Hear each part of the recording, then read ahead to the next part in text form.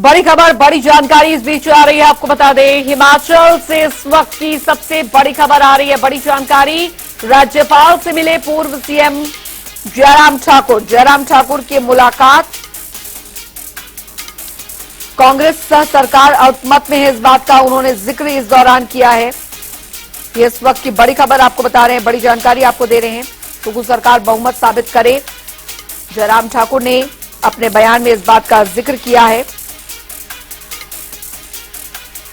तो हिमाचल में हलचल तेज हो गई। इधर राज्यपाल से मिले जयराम ठाकुर, उधर कांग्रेस ने क्रॉस वोटिंग करने वाले विधायकों से जवाब मांग लिया है। कांग्रेस सरकार अल्पमत में है, जयराम ठाकुर का बयान। बता दें आपको, राज्यसभा चुनाव के नतीजे घोषित हो गए हैं और हिमाचल प्रदेश की एक सीट पर हुए चुनाव में बीजेपी प्रत्याशी हर्ष महाजन की जीत हुई, जबकि सत्तारूढ़ पार्टी कांग्रेस के उम्मीदवार अभिषेक मनु सिंघवी की क्रॉस वोटिंग की वजह से हार हुई। हिमाचल प्रदेश में बीजेपी के पास बहुमत नहीं था, लेकिन कांग्रेस के 6 विधायकों ने क्रॉस वोटिंग की। इसके अलावा 3 निर्दलीय विधायकों ने भी कांग्रेस का साथ नहीं दिया, जिसकी वजह से कांग्रेस और बीजेपी दोनों के उम्मीदवारों को बराबर वोट मिले। पर्ची के जरिए हुए इस फैसले में बीजेपी के प्रत्याशी की जीत हुई हैं और सरकार बहुत बड़े बहुमत में थी, उसके बावजूद भी जीते हैं। और स्वाभाविक रूप से जो जीतने के जो सारी चीजें घटनाक्रम जो घटित हुई हैं सब वहां पर, उसमें अगर हम देखें तो वर्तमान में कांग्रेस की सरकार को सत्ता में रहने का कोई अधिकार नहीं है, यही मैं कहना चाहता हूं।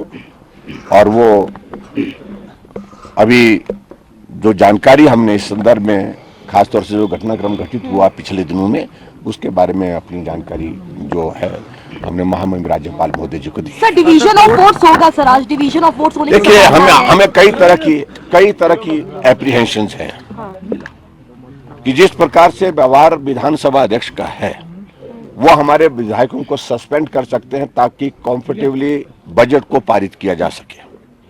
ये भी एक आशंका है जो हम जाहिर कर रहे हैं।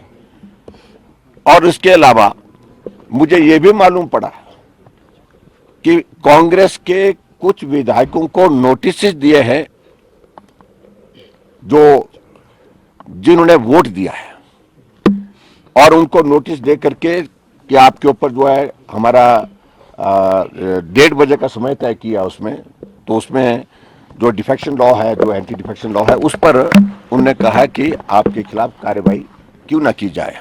अपना पक्ष प्रस्तुत करने के लिए उनको 1:30 बजे बुलाया गया है। तो उनको सस्पेंड करने की उनकी ओर से जो मंशा जाहिर की जा रही है, वो भी एक संभावना है। और ऐसे में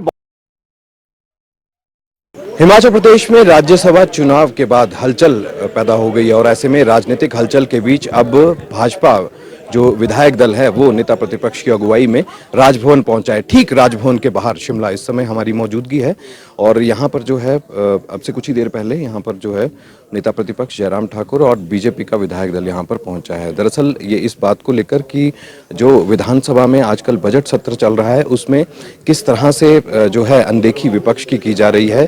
कटौती प्रस्ताव पर पिछले कल भी हंगामा देखने के लिए मिला। देखना यही होगा कि क्या आज हंगामा जो है सदन के भीतर हो सकता है। राज्यपाल को इसी बात की शिकायत जो है वो की जा रही है कि कटौती प्रस्ताव पर वोटिंग जो है वो हो, और उसके अलावा ये भी कहा जा रहा है कि अल्पमत की तरफ जो है ये सरकार जा रही है। तो क्या आज कोई जिस तरह से ये लगातार कहा जा रहा था कि क्या कोई अल्पमत जो है वो यहाँ पर है, सरकार को कोई खतरा है, इसको लेकर तस्वीर जो है वो आज साफ होगी। आज का दिन बेहद ही महत्वपूर्ण दिन है, न सिर्फ कांग्रेस के लिए बल्कि भाजपा के लिए भी, क्योंकि भाजपा ने पूर्ण बहुमत जब कांग्रेस के पास था तब भी भाजपा ने हर्ष महाजन जो है अपने प्रत्याशी को उतारा और उसके बाद उनकी जीत दर्ज हुई।